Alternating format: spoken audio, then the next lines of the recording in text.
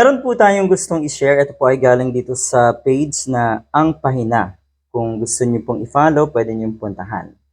Pero ito ay tungkol po sa opinyon ni Senator Trillanes kung ano nga talaga ang totoong motibo nitong mga Duterte sa ating bansa. Pero sang-ayon itong page na to sa mga sinasabi ni Antonio Trillanes, Senator Antonio Trillanes, na ngayon po ay kumakandidato bilang mayor naman ng Caloocan. Mabilis din naman daw si dating Senator Antonio Trillanes na lapitan. Kasi nga naman, di ba, yung mga namumuno dyan sa Caloocan ay mga malapitan. Mas mabilis daw silang lapitan. Anyway. Eto, si Inday Lustay ay isang mapanlinlang na lilalang. Open book yan. Kadalasan, nagmamalinis. Siguro kung matino kang tao talaga, makikita mo agad na plastic, nagmamalinis ang isang Sara Duterte. Ibabato sa kung sino-sino sa mga kalaban niya, halimbawa, yung mga ginagawa niyang kabalastugan. May bipolar itong sakit tulad ng ama. Ang ama, kunwari, ipinagtatanggol ang mga mahirap, pero pinapatay naman. Totoo, kunwari, galit na galit sa droga. Pero alam naman natin kung ano yung gawain nila. Ano ho? Kunwari, galit na galit sa fake news. Pero alam natin, sila ang pasimuno ng fake news. Kunwari si Sara Duterte ay galit na galit sa mga nasa gobyerno na hindi ginagasto ng tama ang mga pondo. Ang pondo ng bawat ahensya. Pero siya pala ang may pinakamalaking problema sa aspetong yan. You see? At ang lumalabas sa investigasyon, nasa likod niya ang mga pusakal na kriminal. Mga organized crimes na takas mula sa China, Singapore at maaaring ibang mga bansa pa na ginawa ng karumal-dumal na krimen. Ang mga pinoprotektahan na si Digong daw, okay, ay mga dahilan kung bakit lalo pang lumala ang droga. Kala nyo talaga no, na wala ng droga sa ating bansa. Lalo lumala. Ang mga smuggling syndicates ay ipinosisyon daw natong si Digong bago ito umalis sa pwesto.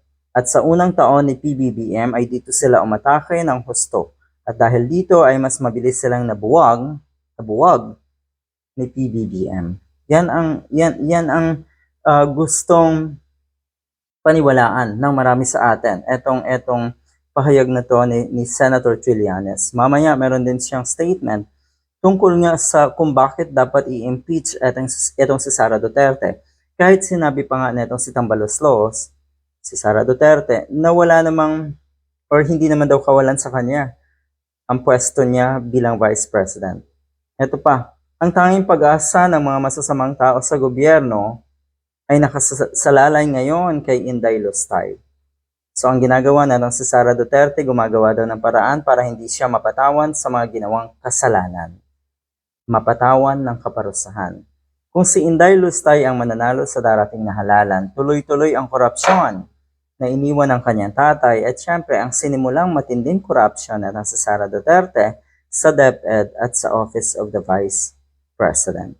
Yan ang katotohanan. Tayo rin ay naniniwala sa mga tinura na ito ni dating Senator Antonio Trillanes.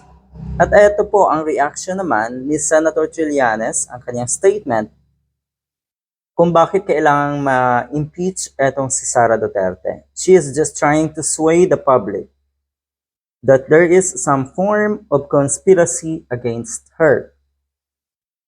Political harassment, political attack.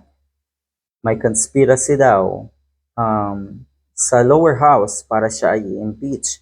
Pinasinungalingan siyempre ng Speaker of the House. No, there is no conspiracy. Yan ang totoo ayon kay Senator Trillanes. She is just a crook. She is a criminal just like her dad. And she is unfit to hold the position of Vice President. Yun yung punto eh. Unfit. Pero ang naging problema kasi kaya naluklok etong si Sara Duterte, pati na rin yung kanyang ama. Ayun po mga nasa paligid na itong mga ito. Yung mga taong binilog ang ulo ni Digong, ngayon naman ay binibilog ang ulo ni Sara Duterte at pinaniniwala na kaya ko nang maging presidente ng mga kriminal na katulad nila. Yun po yung masaklap. Masaklap po yan para sa ating bansa. Talagang hindi maganda. Good luck!